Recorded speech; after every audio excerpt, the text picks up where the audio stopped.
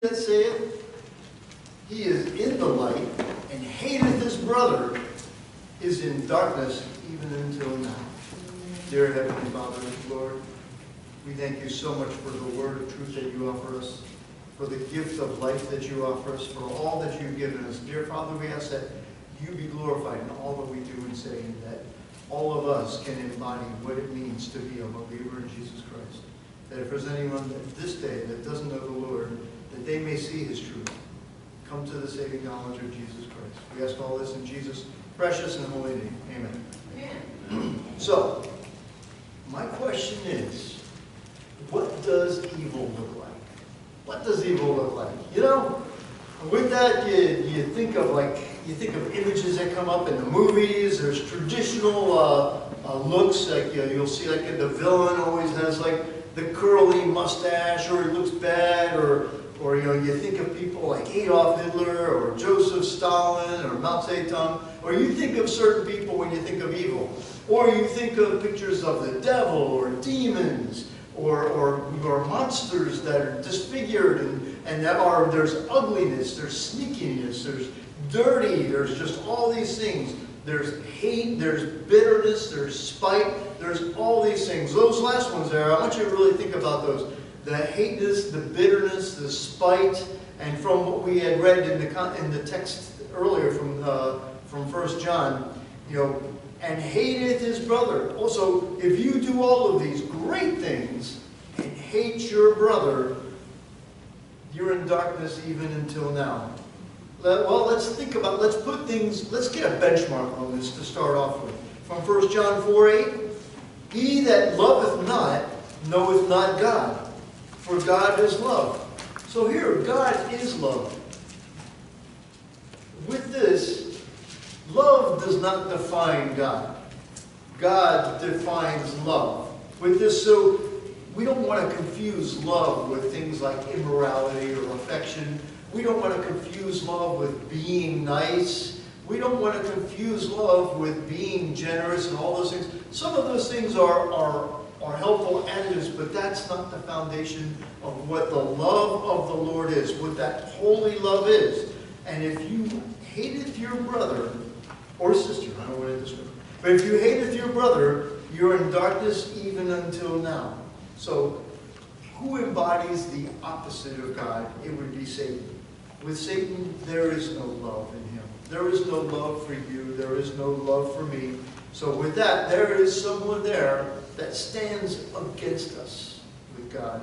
So Revelation 12 and verse 9, and the great dragon was cast out, that old serpent called the devil and Satan, which deceiveth the whole world. Deceiveth the whole world. And was cast out into the earth, and his angels were cast out with him. He deceives the whole world. Deceives, imitates the love of God with the lusts of this world. He's not influencing anybody to choose bad, but to just not choose God. Be yourself. Be a human.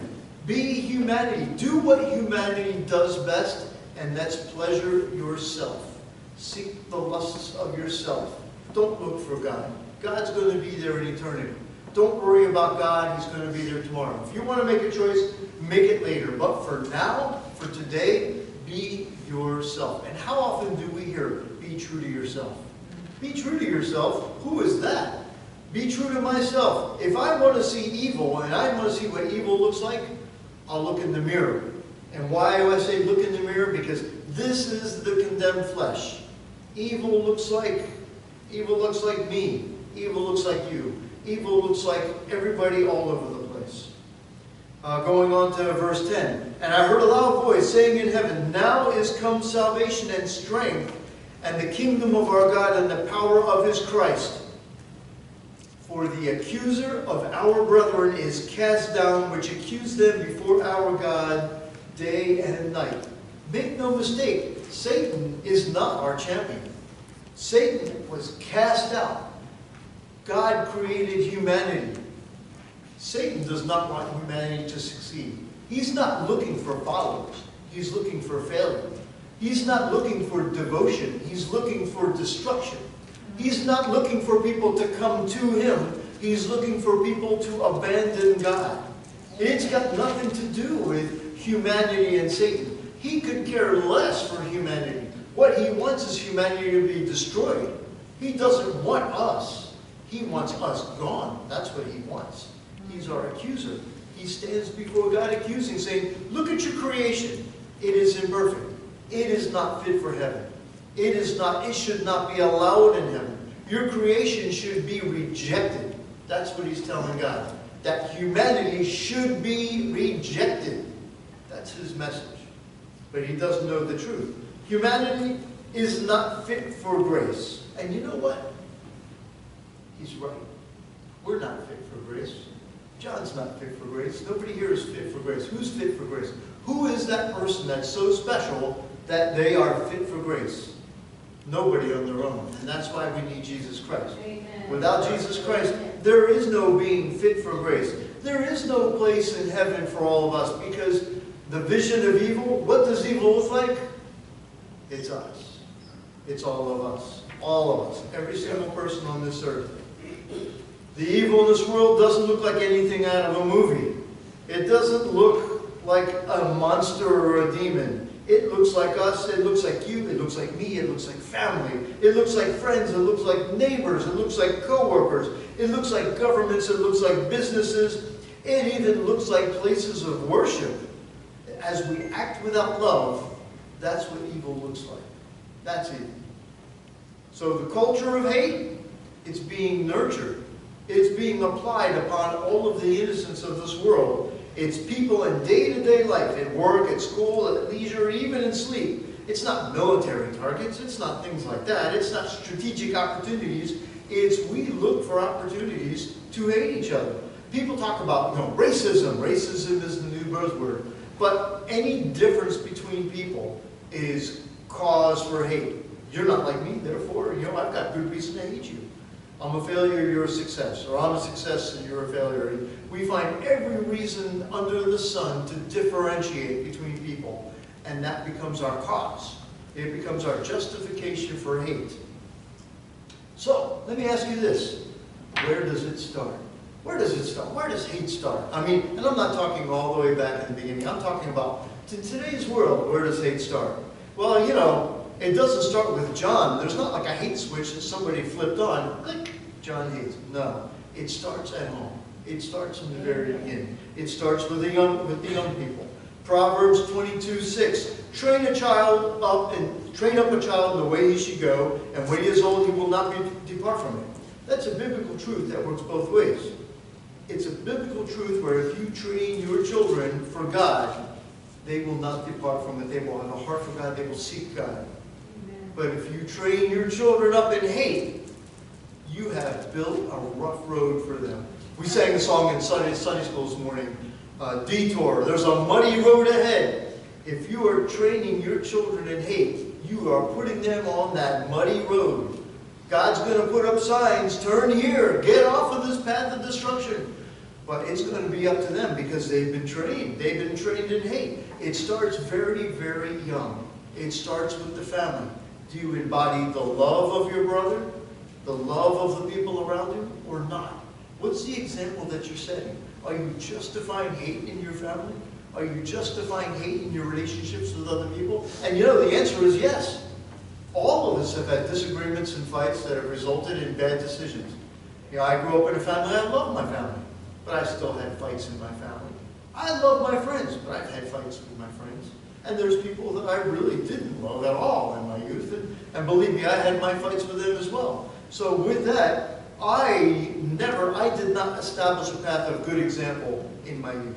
Did not. It was not established for me, and I don't have it now. I try to, but there's this human side of me. There's this part of me that resists. And why is that? We talked about the new creature a little bit in Sunday school. What is the new creature? Well, when you're born, you've got your body, you've got your soul, and you've got your spirit. Just like everybody else. Everybody's got that. And then something happens to you and you become a new creature. Do you now have a different spirit? No, that spirit is still you. Do you have a different soul? It's still your soul. Did it change your body? No, it didn't change your body. So that old part of you still exists. But there is a change. You now have the Spirit of God. Jesus Christ, when you put your faith in Him, you now have the indwelling of the Holy Spirit. So you have all that and Jesus Christ. So when you stand before God, it's going to be Jesus Christ saying, this one's mine. He is mine. But I'm still me. But I've been paid for by the blood of Christ. But I'm still me. So even though I'm still me, I can still do all of those things. I can still have that carnal side of me can still hate my brother. Even if I'm saved, I can be hateful. Even if I'm saved, I can do wrong. Even if I'm saved, I can make mistakes. That's why it starts at home, and it's a road, it's a path. It's a bad path. It sounds hopeless, doesn't it? It sounds like, how can we get past this? How can we possibly win? The cycle of hate can drive someone to the very brink of sanity. There's retaliation, there's revenge, there's retribution. It all seems inevitable.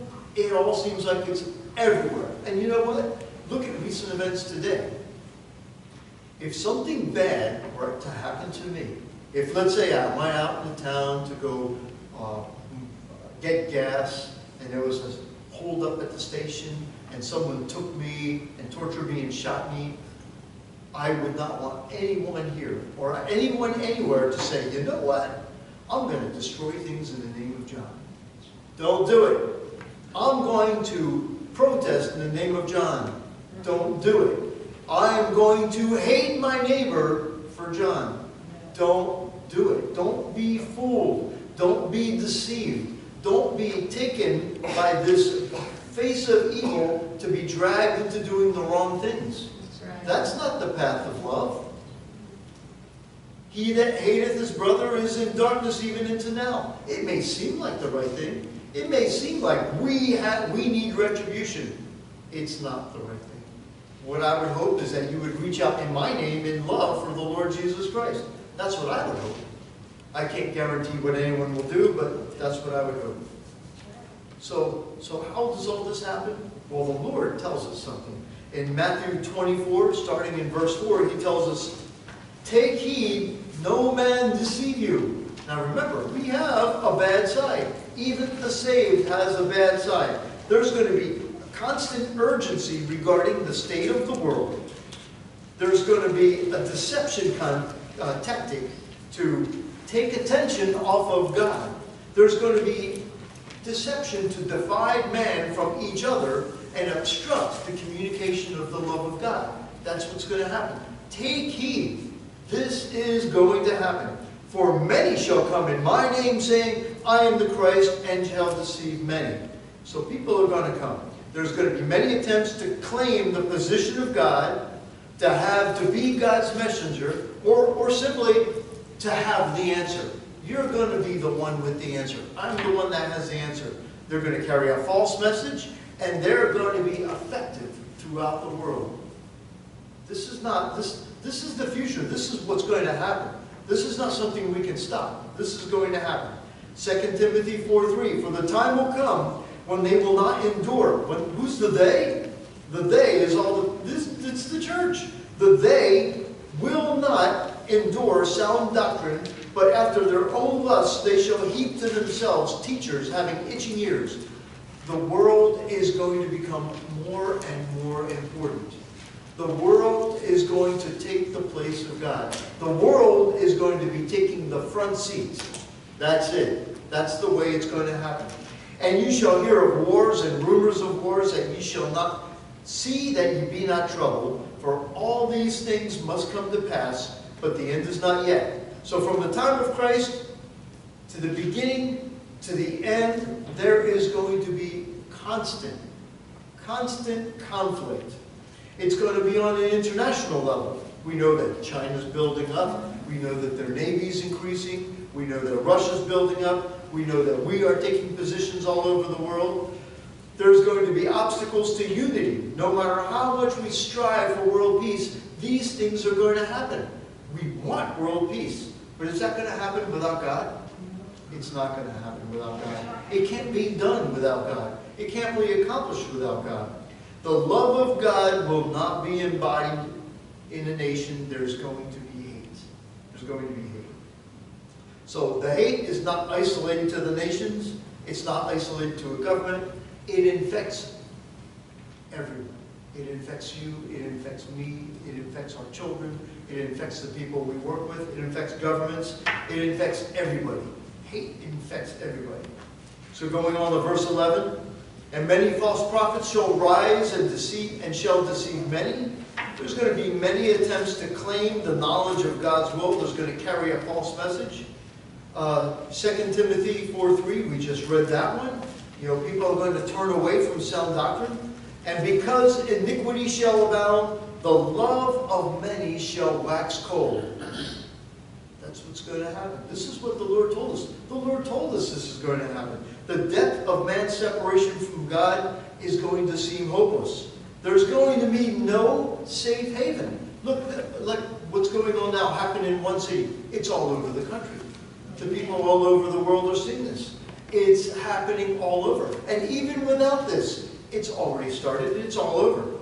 The love of many who call themselves Christians, will lose love of their fellow man, and hate cannot be reasoned with.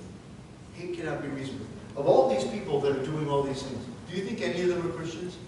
I would bet to say some of them call themselves Christians. I would be willing to bet that many of them consider themselves to be Christians. So, revival. I hate to say it, but it's almost a thing of the past. You don't see revivals today. It's very uncommon. Outreach. Churches aren't doing outreach like they used to do. It's too much effort. There's so little response. There's a worry of security. People are really concerned about their welfare. They don't want to go knocking on strangers' doors. Outreach has taken a decline. Civility. We've come to a point where it has become almost impossible to reach common ground. It's become almost impossible to reach common ground with people. So the division is between neighbors, is between family, it's between churches. Satan is dividing us with the lust of the world into the heart of each person. Each and every person is being infected. It incites opposing views to harden hearts away from God, and we can be seen as such things as infidelity, violation of trust, backbiting, gossip, violation of commitment, not following through on agreements. And these are just the low-level things, not even counting the things that we're seeing today. I mean, this sounds terrible. This sounds like we're at the brink of destruction. Well, how do we break the cycle? Can we break the cycle? The answer is no. We cannot break the cycle. In this world, we don't break the cycle. Matthew 24:8. All these are the beginning of sorrows. What's the fate of this world? Is this world going to have a turnaround?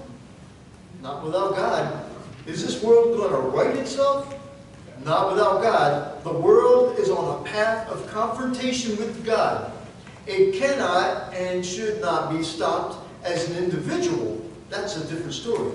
As the world, this cycle cannot be stopped.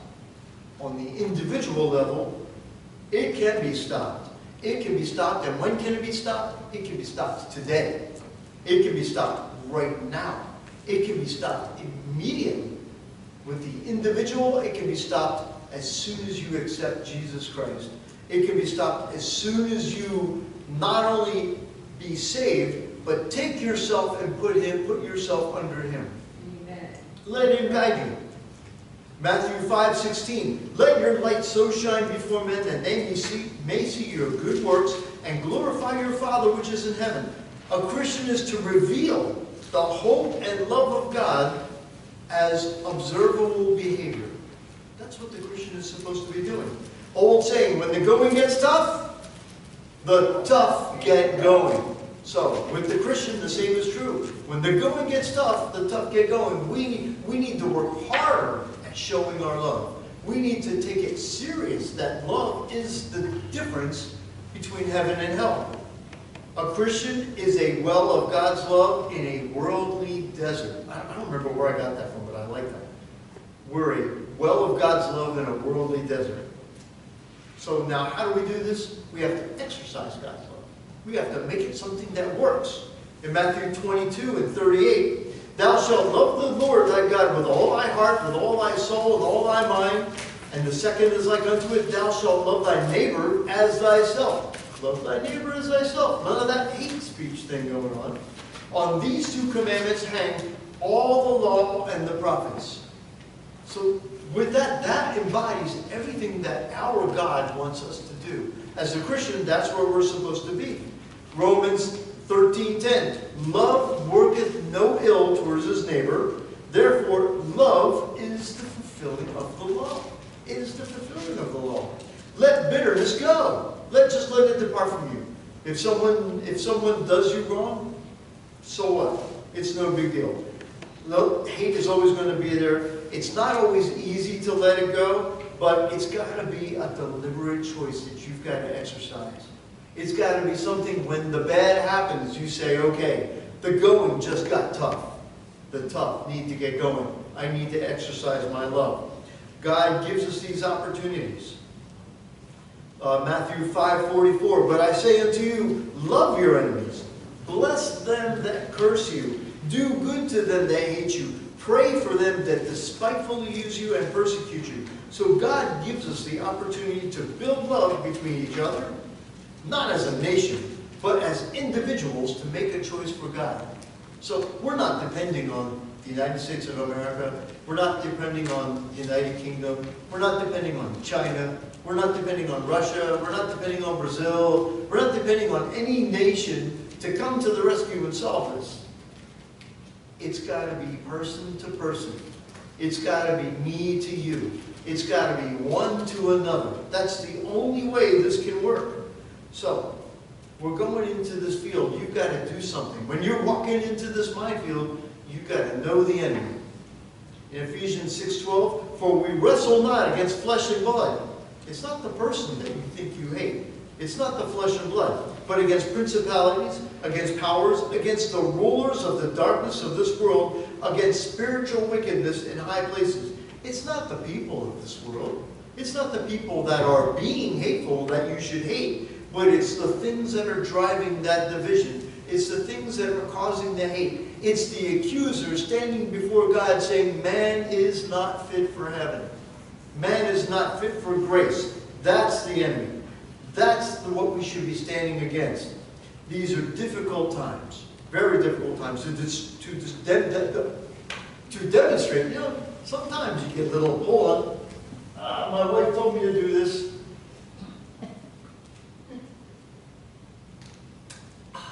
Okay.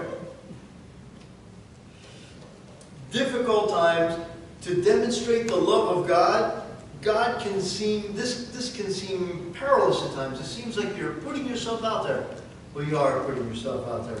First, you've got to understand this is a necessity. It's not easy, but it's a necessity. Without it, without love, it's death. Without love, it's destruction, it's doom. Second, understand that you do have a choice. That no matter what happens, all these things that happen, you have a choice. You can, A, act as the world, or B, act as a child of God. Those are your decisions. Act as the world, act as a child of God. So it comes down to that. As a believer, the choice should be easy. But it's not, because what does evil look like? Evil looks like this. Evil, look in the mirror if you want to see what evil looks like. Look out your window, look at all the people. This is what evil looks like. So the only way to combat it is to look for that inner, that child of God that's in you, that Spirit of God that dwells in you. Depend on that, not depending on the world. Amen. John 13:35. By this shall men know that you are my disciples, if ye love one another. So that's the testimony that God had given us. Christ had told us, this is how people are going to know. This is how people are going to know that you're not on the path of destruction. It's a Christian testimony because that is your behavior. It's not simply what you say, but it's what you do. You can talk all day. I'm not trying to say I'm going to talk all day. I'm only going to talk for a couple more minutes. But it's what you do that counts. You know, if you're wondering what is godly love? How can I know godly love? How can I see godly love in a place like the world today? How can I see that today? Is it too late? Well, I would say to you that it is not too late. Because the Lord tells us in Revelation 3:20, behold, I stand at the door and knock. If any man hear my voice and open the door, I will come into him and sup with him and he with me. So what day can you make a choice? Today. You can make a choice today, right now, immediately. You can choose. You can choose to make a choice. Oh, that sounds weird. You can make a choice today. So with that, don't sit for a moment and wonder, but seek and know. Seek and know. That's what I ask. So with that, I'm going to go ahead and go to a hymn of invitation. As soon as my piano player comes up. And I'd like for you all to stand and turn to 243.